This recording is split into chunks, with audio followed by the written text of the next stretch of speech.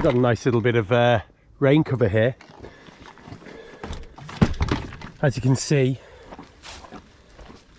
it's raining and I'm quite proud of myself. Gotta play your own trumpet occasionally. You can see I've anchored Lulu,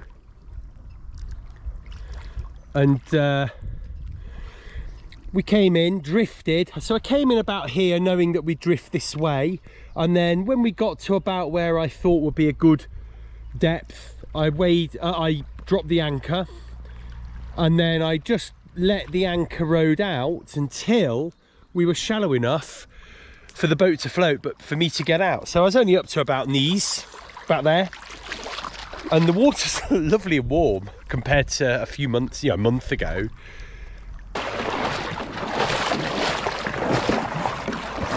Got 2 anchors in, one off the stern here, and the grapple anchor off the bow. That grapple anchor is super amazing in the stones. I couldn't even pull it out, so it's doing its job. Boat's been here. I was a little bit worried that I was in front of the slipway, but I'm not. Don't think the anchor is, and actually I think it gets too deep by the time we're here. There is one boat over there that's actually just used the slipway, but I think they're okay. Muckindee sat there bobbing about. Now we're going to do a few things on the boat. I'm not going to lie, I am slowly but surely falling in love with Lulu. As I've by no means fallen out of love with Muckindee, but I've got 2 loves in my life now, 3 with the sea hopper. I've just pulled Lulu a little bit further inshore because I was having to traipse out so far. I was getting I've got my shorts quite wet now, but the rocks here are quite awkward to walk on, as you can see. First job, I've got 2 new flagpoles. One is 12mm, one is 14mm. So I tried with that 15mm pipe and it didn't fit. So let's try this 14. Yeah, no way is that going in. So the next size down was this 12mm. Okay, so that's actually, oh gosh, the mizzen's getting in the way here. That's actually okay, but what I'm going to have to do is get something to hold it, or something like that, and then the flag will be off like that. So that'll do for a flag, I think. I think that'd stay in, to be honest with you. All I need is some way of securing that nice and tight, but at least we know that works. I can't wait to do that actually, because then we can have our UK ensign on the back. These things are great. You can see they're used. I actually tied 2 together where they're a bit too wide for there, but there's one up there and one up there, and they offer a really quick way of getting your sails really sorted out. The bilge pump saga continues. So today, what we're going to try and do is just get these bolts unbolted. So I have got all my spanners. I even bought these spanners. I used to have some lovely adjustable spanners, but I seem to have lost them. So we've got all kinds of stuff here. Let's see if we can maybe get this out. So I had a really interesting chat with someone just now about my bilge pump, and who said, yeah, for the sea, putting an electric bilge pump in is a good idea because it will keep the water level down and honest. But he said you can't rely on electric. You know, he says there will be a time where your pump fails or your battery fails and you wish you had a manual pump. So we're going to try and get this manual pump sorted out, and we're going to see. Well, the first job will be to get these little bolts down here. I don't know if you can make that out, but we've got to get those open. So let's give it a go. So for starters, they look like they're in between sizes. So I've got a 12mm, 11mm is definitely too small. The 12mm seems a bit big. Oh, sorry, I'm talking about these little bolts here. If you can see, they're there. And they seem corroded, and they seem like they're made out of bronze, which means they're really soft. They're really soft. So, just going to give this other side a go. Actually, I'm going to take the top off here again and see if I can get in and get a better angle in. Oh, there goes the keel. So I've got the top off, and to be honest with you, there's no way I can get to these. I just can't get the angle. Now I do have. Let's have a look at these. I've got these, so we can try these. So I've got this sort of hex bolt, but the trouble is the actual threads on the bolt here, they're too long, so I actually can't even, they won't even go down long enough to open them that way.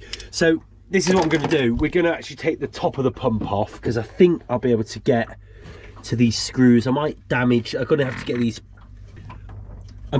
these cotter pins out here, but I think that's going to be our best chance. Do you know what?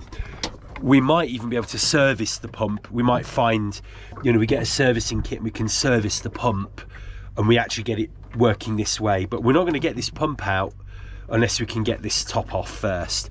I've also sprayed, let's put a bit more on. I've also sprayed a little bit of WD-40 on here, try and work these threads out as well. So I've got these the tiniest little cotter pins that go in here, and these definitely move. So there you go. I've got these clevis pins out. There we go. I've got to be really careful not to lose everything. I'm just going to pop everything on this plastic top. Let's put it on the top. Now this handle should technically come out. There we go. So that gives me access to all of the screws, so I can actually get these screws off, but I couldn't get under these ones. So I'm going to get all these screws off next, and hopefully the top will come off. Well, there's the top off there. I've just been looking at this silicone rubber flange, or whatever you call it. I can't really see anything wrong with it. A little bit of cracking there, but that's not going to do anything really. It's a little bit overextended there, maybe seen better days, but that seems to be okay. And then inside the pump, I mean, these flanges look okay. That's the return valve, so this is where water will be pumped up and then out to the top. Oh, hello, I felt something then.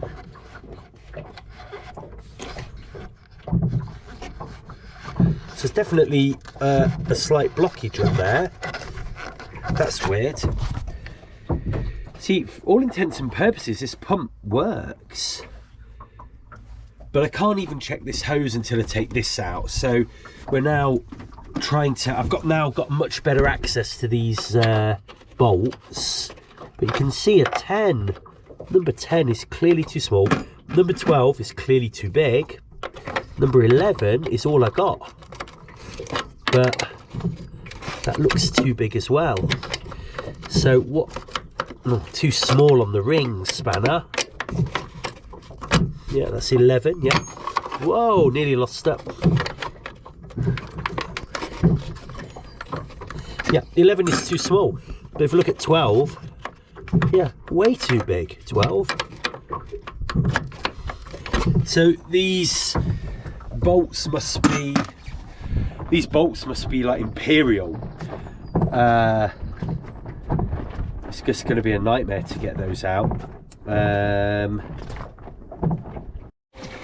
So I'm just taking some water out of the bilge there and seeing if it will go through this pipe, and it seems to be going through the pipe.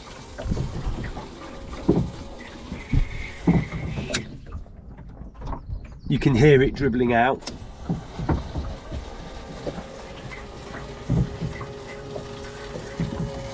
Or is it?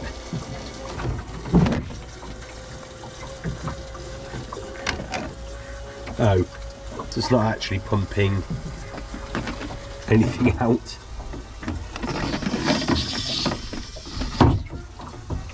Okay, plan B. Let's get a bucket of water and we shall, let's just get that little bit of rubbish in my pocket. Plan B.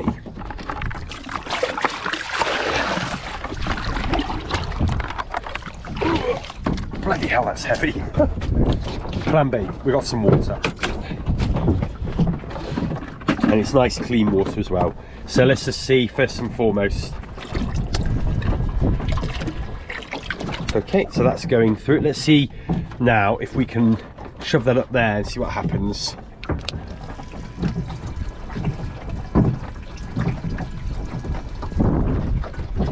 So you can definitely hear the water's going through, and I mean there's no leakage. I've just blocked that up.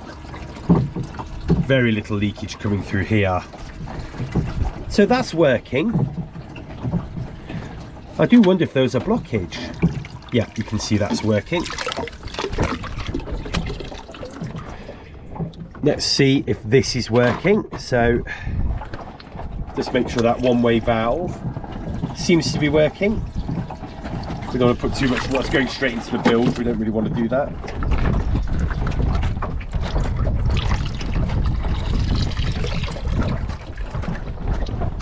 Okay. So, to be frank, the bilge pump looks like it's working from this perspective. So there did feel like there was something up here, but I'm wondering if that is simply just a little valve that it's hard to work that out. I'm going to put this back on, see if we can pump, see if we can get some pump pressure through the pump, because to be honest with you, this diaphragm, I think this is called, looks fine, looks absolutely fine. So I've just been talking to someone else that owns a lugger who said that if you tip the boat up and have a look underneath, he said he's pretty sure it's just a slit at the bottom and you're not really going to be able to access these. Now I'm not so sure about that, but the only way we're going to find out is by capsizing the lugger. We can do that like in shallow water here, really, if we want to. But I think that's a job for another day. The other option we've got is to just chop this out. So I'm happy to not have this bilge pump here. I'm happy to have the bilge pump put, the more modern boats have them like up here, flush mounted. I'm happy to do that if we can find out where the pipe would run to, and you know, this then becomes a really good cubby hole, and also you could turn this into a really good place for your navigation and things like that. So that's that.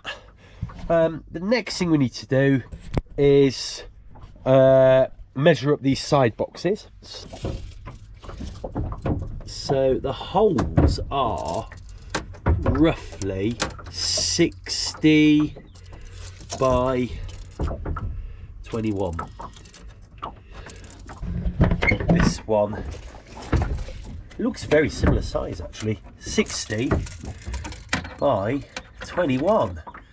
Well, that's easy, 60 by 21. So we can fit maybe some compartments in there. And I think we'll put the top back on here. And I think in terms of stuff we can do today, we're done.